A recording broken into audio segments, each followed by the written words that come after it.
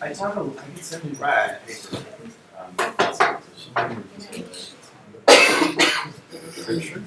So next up, let me just turn off this one.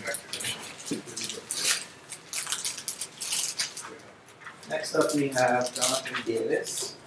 Jonathan also got his master's degree from the Philosophy, Epistemology, and Consciousness program at CIS in San Francisco. He is profoundly influenced by a number of really important thinkers, Whitehead, of course, but also Carl Jung, Arthur Corbin, and James Hillman, the death psychologist. Jonathan is going to lead us into a sort of mystical interpretation of Alfred Whitehead's process theology, opening us to, in many ways, I think, in line with what Aaron was doing yesterday, opening us into the dimension of praxis and the potential for revelation in a sort of, traditionally non-theist way, but still mystical and epiphanic. So take us into the imaginal realm, Jonathan. Thank you very much.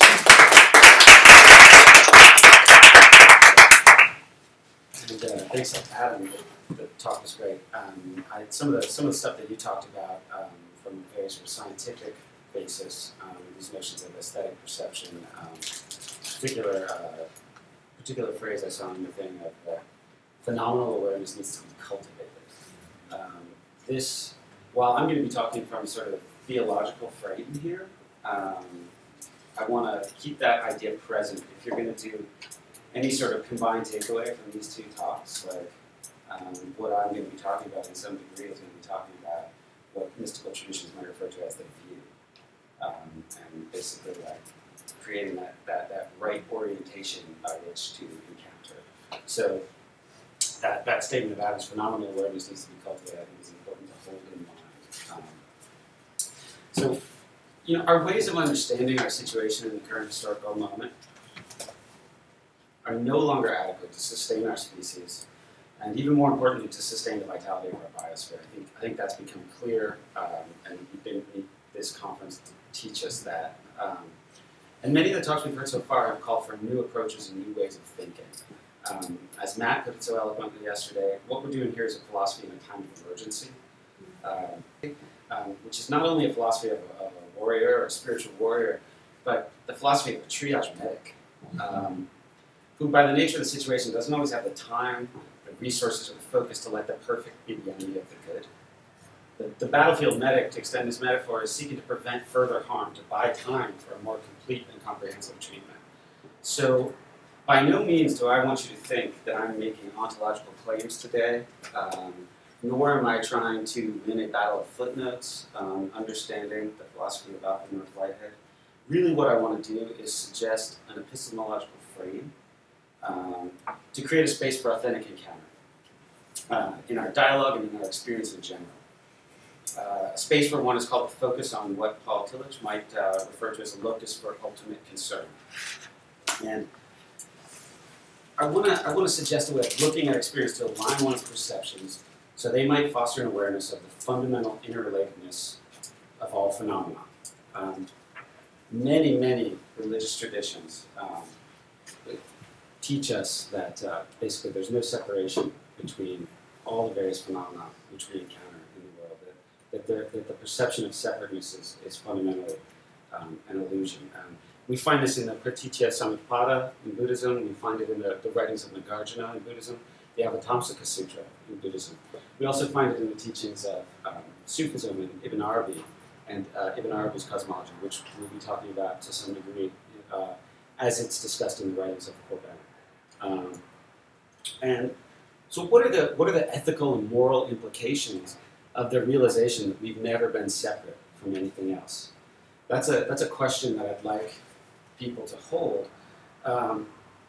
And I would argue that by cultivating such an awareness that we're not separate, this is the basis. And spiritual traditions, they will back me up, at least in their beliefs, that cultivating the understanding of the fundamental interrelatedness of all phenomena is the basis from which compassion arises.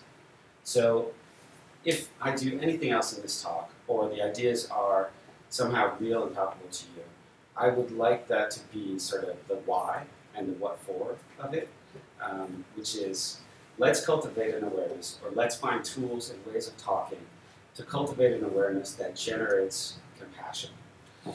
And that generation of compassion, I would argue that that's, at least at a meta level, that's the type of thing that makes human beings more capable of achieving what certain wisdom traditions would talk about as the correct view. And it's through such a view that a robust, ecologically oriented approach to today's society's current dilemmas becomes possible.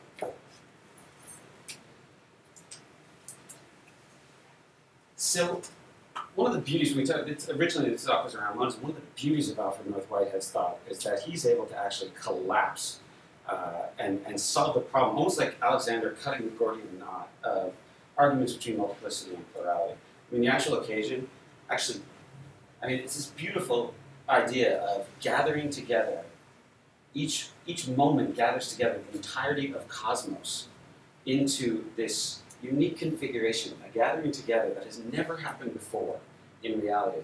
And yet, the entire cosmos is there, with all of its beauty, with all its profundity, with all of its variegated meaning. And in that moment, because it's never been constellated in just this way before, a new fact is introduced. And that collapse of the waveform then explodes out in n dimensions, making itself available for experience, for all other centers of experience. So you have this sort of like diastole, systole, like the heartbeat of reality in each moment, coming together, going out.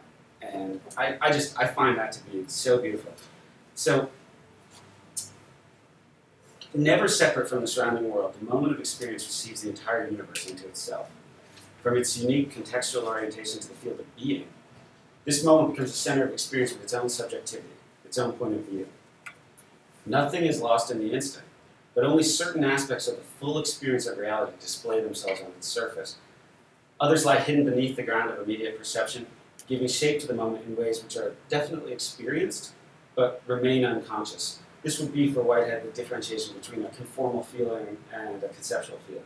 There are certain things which almost predicate acceptance, but they don't necessarily rise to a level of conscious perception. And I think you spoke of that, Adam, in your talk. And the point here is that, the actual occasion and its relationship to Whitehead's mission and community suggests really profound implications for psychological and religious understanding.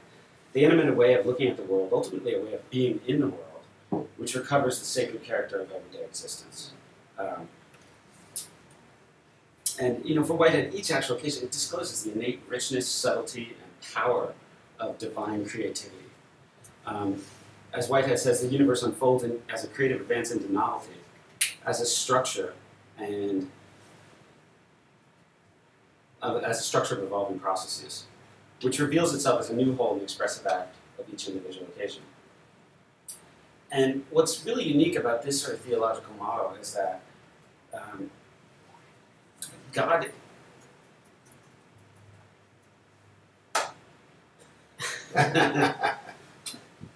I'm sorry, I lost my spot here.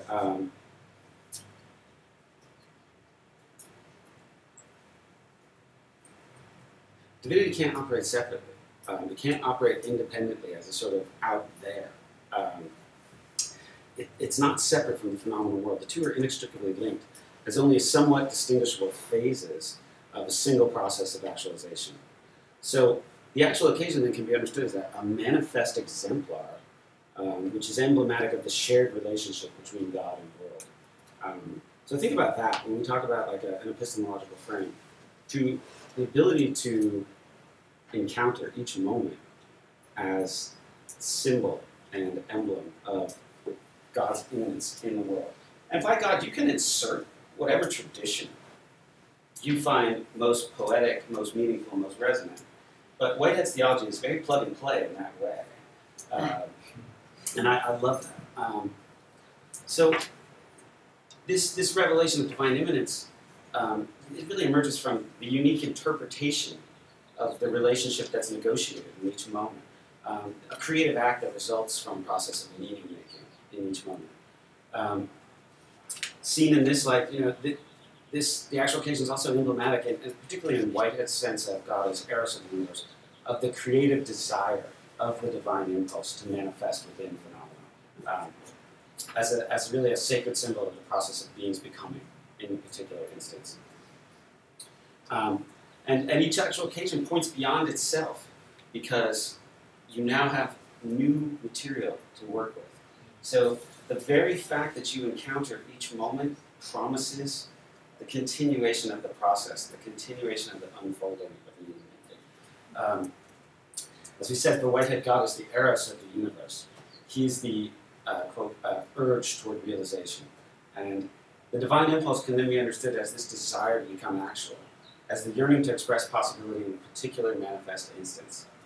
Conceived as the animating principle of a dynamic and interconnected world, God's meaning only becomes actual when expressed in the medium of instantiated being. That the physical realm, the phenomenal world, is a requirement for God to be known, and this is a key aspect of the theology.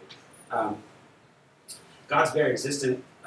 So for Whitehead, to be is to interact with other centers of experience, each of which revealing God, as we've said, in a unique way, and thus to interact is to make meaning, to share, transmit, differentiate, and evolve the knowledge of the wider field of experience or of being that discloses itself in the contextually situated experience of each unique actual occasion.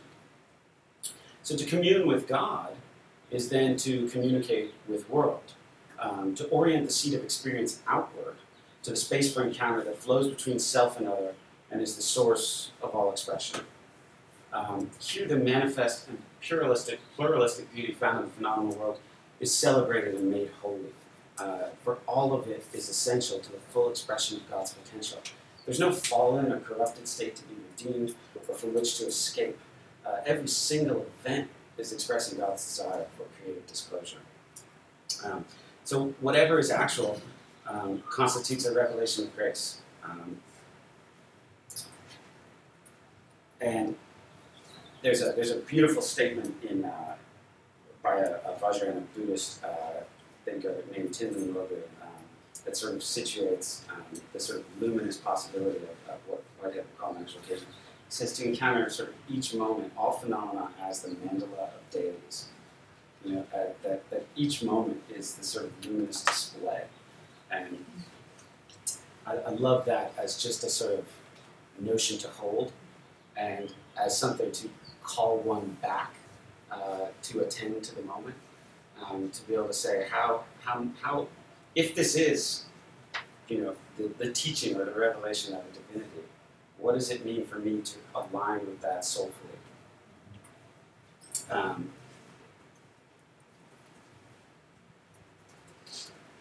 So in Whitehead's philosophy, expression is therefore, it's the one fundamental sacrament.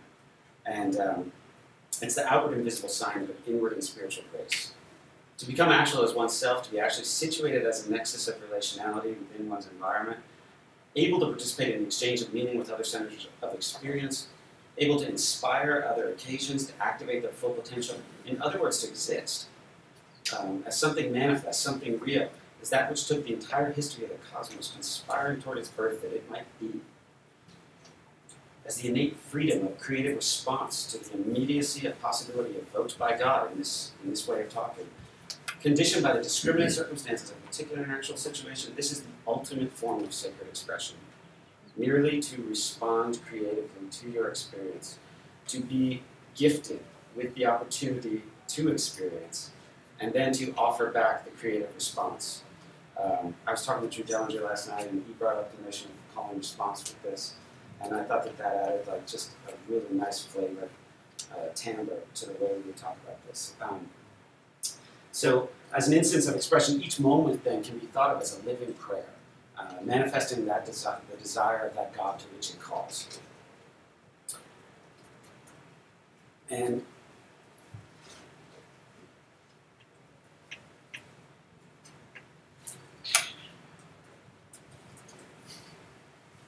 For Whitehead, merely to be, as we've said, is to reveal an aspect of God, that this coordination of God's purpose might be known to the world.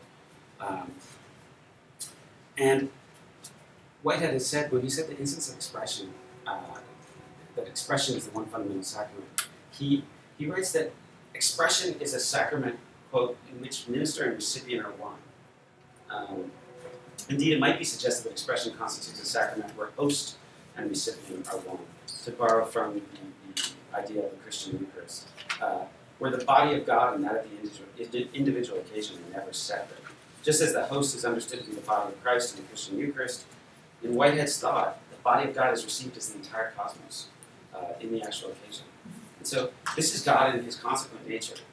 The actual occasion receives communion in this form of the entire cosmos, receives the entire spectrum of antecedent occasions as host, which it then integrates into itself, manifesting a novel expression of divinity.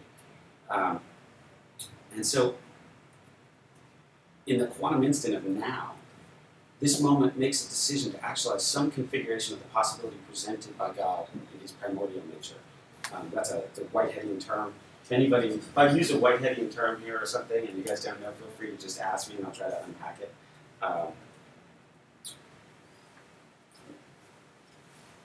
In this way, both God and world elicit the instantiation of each other at the horizon of meaning represented within the actual occasion. And like we said before, like the diastole systole of a beating heart, this coalescence and dispersal of realized potential informs being from moment to moment. The sacrament of expression transubstantiates the moment, transforming each unique concrescence into something holy. Now a symbol for the deep connectivity in which God and world commune as process and create the real. And in this way, the sacrament of expression, I would like to suggest this notion of Whitehead's God as representing the possibility for meaning, as the possibility for connection, whereby, in the experience of relationality, we are called to make meaning.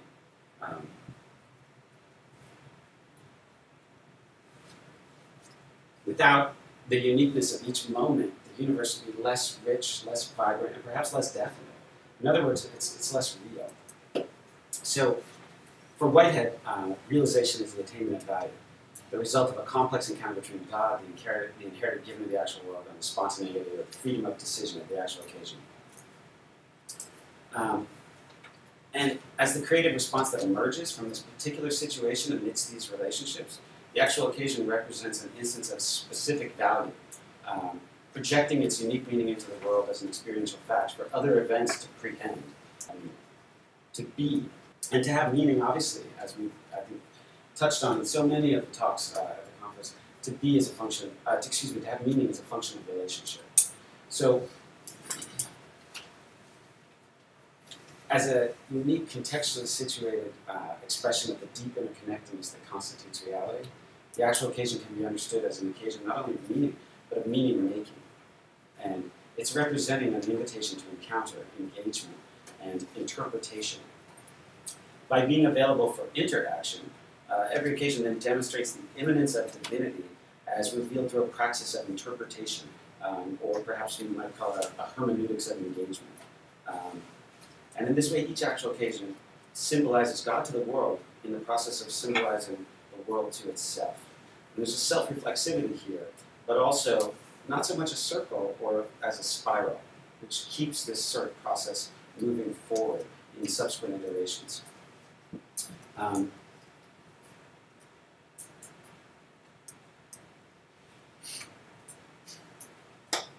So I'd like to take this notion of the actual occasion now and tease it out in some visceral ways by doing some comparison with some thoughts from Jung and from Hillman and Corbin. It's my thought that the actual occasion as this symbol for the dialogue between God and world and choice. It's really sort of a tripartite kind of thing. And you might see that as a trinity in Whitehead. That this can be understood, we've used the term that this is a symbol for this, but I think it's really significant to contrast it to the Jungian sense of the symbol. And then from there, there's an instance of the symbol which I perceive to be the symbol par excellence, which is Theophany, which is a term introduced to us by Corbin, Can you repeat that word? Theophany, so it's like from the theophany, Greek, yes. theos, and I didn't hear from the verb pheno. Yeah. that. It's a beautiful world. The theo obviously is God or divinity. The phany comes from from the Greek verb pheno, which means to reveal, to make known, to disclose. But there's a sense of suddenness with that disclosure. In the Orphic Theogonies, W.K.C. Guthrie, scholar of religions, describes the Orphic Theogony, and basically tacked on as an antecedent to the Hesiod's theogony of the Greek gods. There is chaos and night have a child called Phanes, and Phanes is the cosmocrator. Like he creates world, and basically you could think of this as like a big bang of possibility and meaning and light and sound, like just the enunciation of being. And so and Whitehead even has this notion. I mean, that expression is symbolism. This instance of expression, which is his sort of one fundamental sacrament, is in its essence symbolism. So it's interesting that he's using the same terminology of someone who's actually a contemporary of his, which is Jung. I'm not convinced that they've ever met. But in order to explain the meaning of this identification, one approach is to look at Jung's notion of the symbol.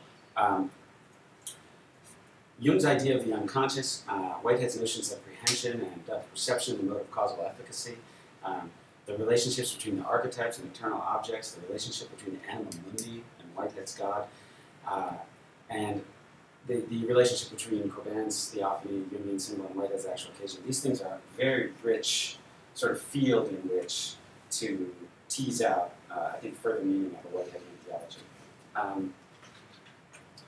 So Jung defines a symbol as the best possible expression of a relatively unknown thing. I'm quoting here. Which cannot, for that reason, be more clearly or characteristically represented. Every psychic product may be regarded as a symbol, provided that we accept that expression as standing for something that is only defined and not yet clearly conscious. Since every scientific theory contains a hypothesis and is therefore an anticipatory description of something still unknown, it is a symbol. Furthermore, every psychological expression is a symbol if we assume that it states or signifies something more or other than itself, which eludes our present knowledge. This assumption is absolutely tenable wherever consciousness exists, which is attuned to the deeper meanings of things. I don't know how much more resonant you could get with Jung's definition of symbol with like what Whitehead is trying to limn with the actual occasion. Corbin, who was also a contemporary of Jung and member of the Aramis Circle, he teases out another definition of symbol here, which I think is it's a little bit more poetic than Jung's. For Corbin, he describes the symbol as announcing a plane of consciousness distinct from that of rational evidence. It is the cipher of a mystery, the only means of saying something that cannot be apprehended in any other way. A symbol is never explained once and for all, but must be deciphered over and over again, just as a musical score is never deciphered once and all, but calls for ever new execution. This is the notion of the actual occasion having both this sort of seat of experience and seat of expression. That there is this, as we talked before, about the diastole, systole, the fact that like as we attend and attempt to make meaning in each one is iterative and never complete. And the sheer fact that new facts are constantly introduced, the sheer fact that there's always this call to attend and make new meanings is a sort of, within bounds of this theology, the assurance of the continued unfolding of reality. And that reality is fundamentally like a creative matrix. So I find that to be like, the height of a sort of like theology of beauty. And like, basically like you're bowing to like this principle of making art, in your sort of active, the very active being as like an act of making. But not sui generis, not ex nihilo. This act of making and active engagement, meaning making, happens in relationality.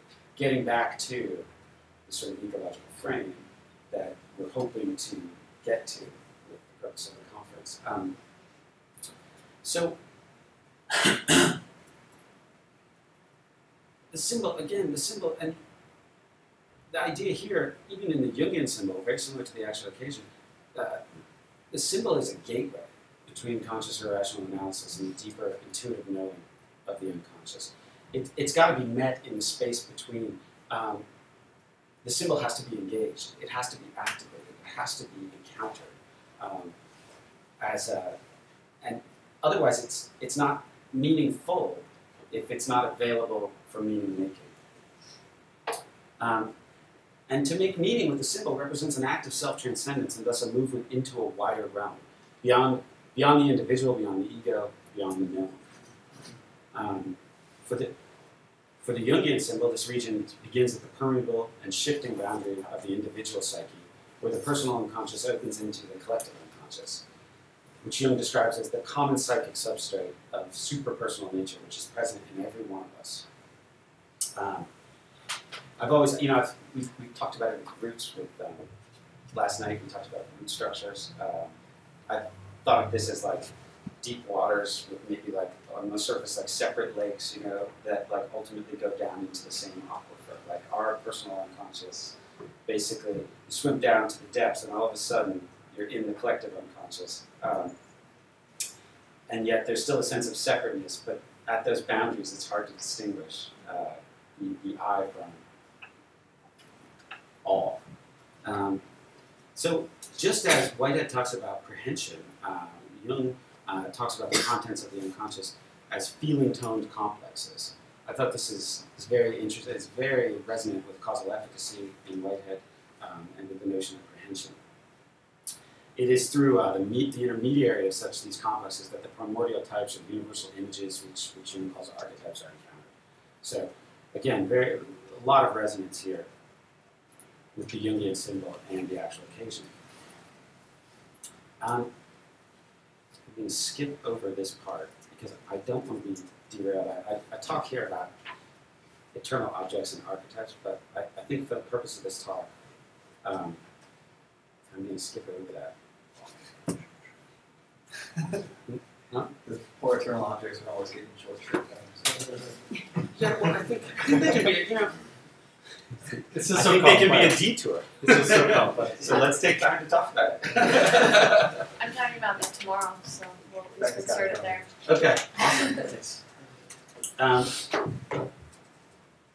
But for Jung, every symbol reveals a numinous quality in its display of archetypal energies, one that bypasses rational thought and speaks directly to the depths of the psyche. This type of non-conceptual awareness functions without sense organs.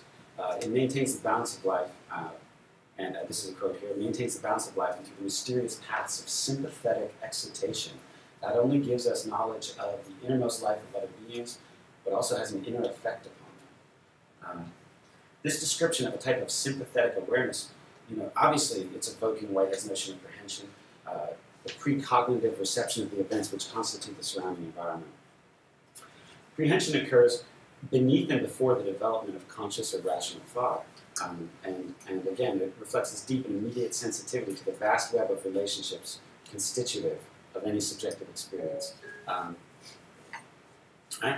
mean, this is an activism, or at least seems very resonant with what I'm understanding. Yeah.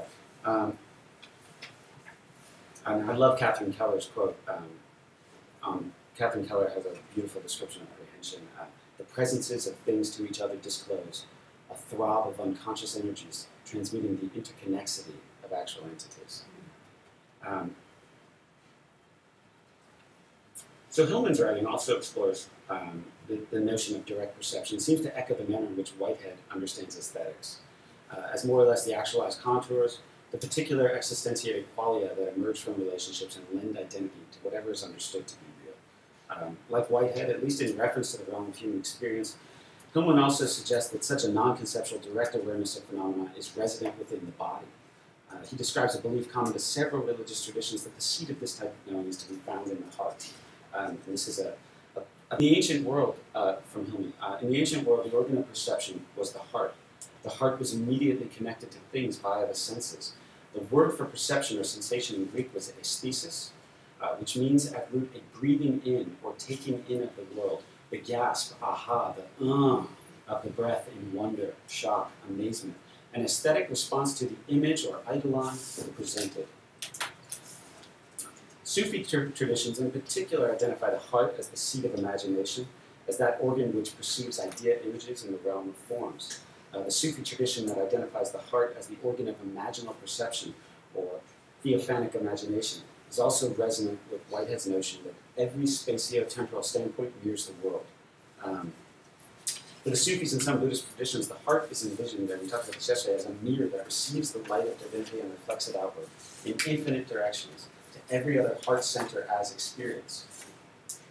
This clear light is understood to illuminate the forms of the phenomenal world, linking every heart in meaningful connection. So it requires really only a minor shift in perspective to consider the image presented to the heart in Whiteheadian terms, as both the world as it is received by the experient occasion, in the form of the concrete given, as well as the possibility that takes its shape in the subjective aim, supplied by God in the form of a particular constellation of eternal objects. These two contrasting images symbolize to the actual occasion all that has happened and all that might happen in the immediate future.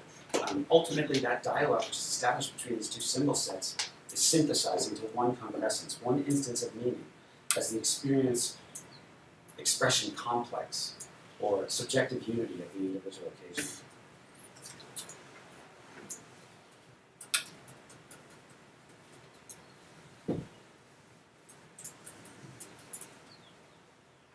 Taken together, the direct perception referred to by Jung, Hillman's discussion of aesthesis, and Whitehead's notion of prehension suggest a type of non-rational knowing that could be given the name of erotic perception, intended to elicit a multivalent association with eros.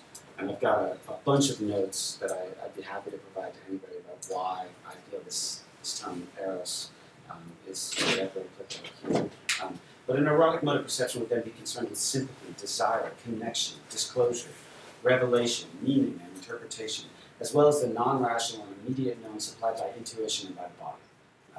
An erotic perception would indicate a deep awareness of the web of interdependent relations in which a given experience is situated and participates, a sensitivity to recognize meaning in the various interference patterns generated by cascading waves of symbol flow. Such a type of perception is perfectly suited not only for a deeply nuanced yet intuitive appreciation of the symbol, but it also represents the active capacity to symbolize, the ability to embed some aspect of the universal in the particular instance and call attention to its presence. And I love, there's an example that I won't go into here, but a very real world, I think beautiful instance of erotic perception would be in the traditions of ancient Polynesian navigators, who I don't know if you're familiar with. They were able to get from Hawaii to Tahiti basically by reading the interference patterns of waves on the ocean.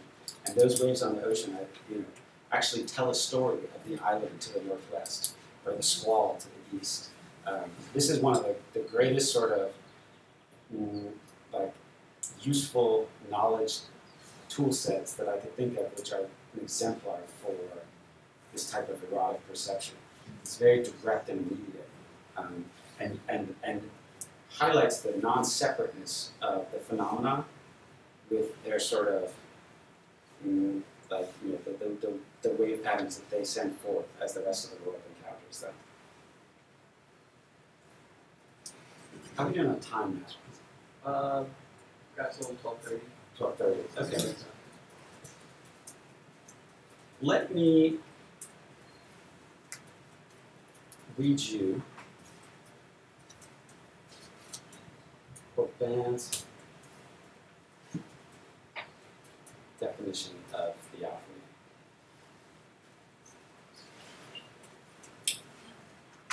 When Corbin describes the symbol as a cipher of mystery, alluding to the notion that the symbol is, he's alluding to the notion that the symbol is not unlike the key to a code. The code has rules which give it an identifiable character, but it does not wholly self-determine what message it will transpose. In this way, the unique quality of the symbol conditions the way its meaning is transmitted or the format by which it must be engaged. By indicating a domain or range of possibility for its understanding, the symbol creates a specific tone or timbre. And this recalls Whitehead's notion of sort of real or natural potential as a modifier of the ingression of eternal objects. But whatever message is encoded is not entirely contained in the symbol itself. Instead, the message or meaning of the symbol is a quality that emerges from connection. I want to keep stressing that. I want to return to that notion that this meaning-making is something done in the context of relationality. it must be available for engagement as an actualized presence.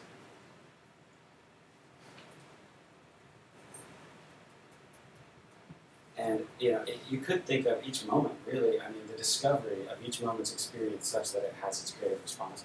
I mean, if you want to take Jung back to Whitehead, I mean, I could see this as like an individuation process, and each moment being called to sort of actualize itself as a process of meaning making.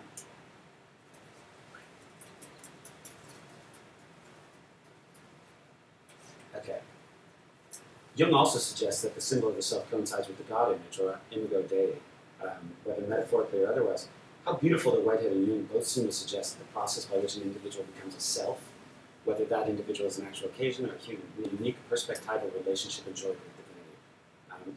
Without making any nomological claims, as does Whitehead, from Jung's perspective, it might be fair to suggest that at least a psychic truth, every self implies this microcosmic expression of divinity. A unique expression of the anima mundi, or world soul, which is first described when we first see in Plato's Timaeus.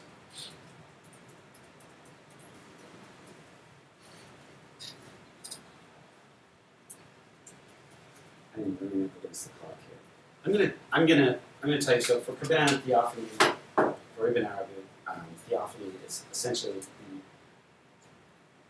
the view that each moment presents itself as a unique disclosure of divinity. Each moment gives you a unique configuration of the possibilities supplied by God, and is a call to prayer. When we take Whitehead's notion of the expression as one fundamental, expression as the one fundamental sacrament, I invite everyone to sort of consider that the very act of being in each moment, and we'll situate this in human experience so that it's available to us to really consider.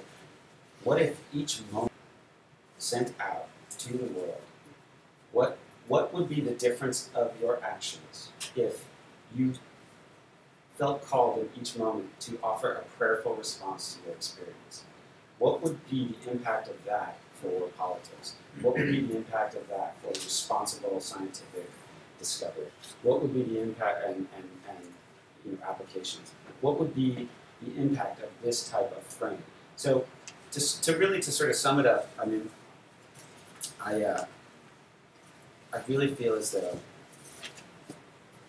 I'm encouraging and trying to outline the potentials for an epistemological frame, suggesting a new perspective to engage the world, to support this ecological view that celebrates connectivity, interdependence, shared meaning, as an act of reverence, that at once aligns and aligns with what is most meaningful, but also creates. So, for us to use this type of understanding to get to an ecological worldview, I want to see conversations as a society focusing more on the why and less on the how. In terms of we have incredible technologies, and full disclosure, I mean, I work in cybersecurity. I work in tech. I can talk tech all day long, but without a vision, without a who do we want to be as a society, for what purpose do we hope to use these things? As we encounter sort of each moment, I want this type of epistemological frame to encourage people to ask why, to encourage people to ask, what is the highest meaning that I can get from this pursuit, from this orientation to the rest of reality? And I'll leave you with a final thought. As we think of human experience as sort of this symbolic meaning-making in the instance of expression, the idea of creating and gifting experience, the idea of fashioning experiences to be encountered by subsequent generations, by our children, by our friends, by our enemies. The idea of creating and gifting experience as a practice, as a praxis. This is a notion that I would like to just sort of to end on and have maybe be something that you carry with you. And I think we have time for one or two questions. Yeah. So for this experience of individuation, there needs to be like a wholeness for the person to to experience that mystical, to have that mystical experience. But it seems like a lot of people, the mass is kind of, they're shattered in a way, where the soul's kind of out there, Sure. different, separate from them. And I was just wondering, do you think any of the symbols need to be of religion, and obviously the West might need to be updated, maybe like the mirror needs to be reorganized in a way? I think meaning making is a process of narrative construction, right? I mean, even to take this to a scientific level, let's just talk about the field of vision, right? If we were to assume, and I'm going to use a technological example here, I'm sorry. Let's say your field of vision includes several billion pixels of possible sensory input. Your brain, out of several billion possible pixels that it's attending to, it's going to choose about 200,000 and make up a story. That's what's happening. Right? So, as a first step, to answer your question, I would say creating the awareness of the subtlety for people, right? That they're aware, what they perceive to be true right now, what they perceive to be as obstacles which cannot be overcome, right? That is a story they are telling themselves based on a limited amount of sensory input that they are choosing to attend to. So merely understanding that there are many settings on the dial. There are many possible narratives from each experience, right? I mean, Whitehead himself, when Kurt Gödel basically disproved all this work that he and Russell had done with Principia Mathematica, Russell basically came up to the point that there's no meaning in that. And Whitehead said, God, it's got to all be kosher. The same experience caused two great thinkers to take radically different approaches. And so, there's a great thing. What's great about this? I mean, asking people to it's a stupid, simple question that you probably want to punch somebody. My wife does this to me. You'll have a horrible day. What's great about this? Create those types of frames where you're called to learn the lesson. What is the sort of, to take a Buddhist trope, what is the karmic teaching, right, of this moment? What am I being called to be more attuned to or resolve? So it doesn't mean the bad thing doesn't happen, but there's a way in which you can orient yourself to it to get further than you would otherwise. I don't know if that totally, yeah. We get to, I'd love to talk more about it. Aaron, did you have a question? Oh yeah, so what's been kind of on my mind is that I understand that the fully formed human subject is not an actual occasion, but a society of actual occasions.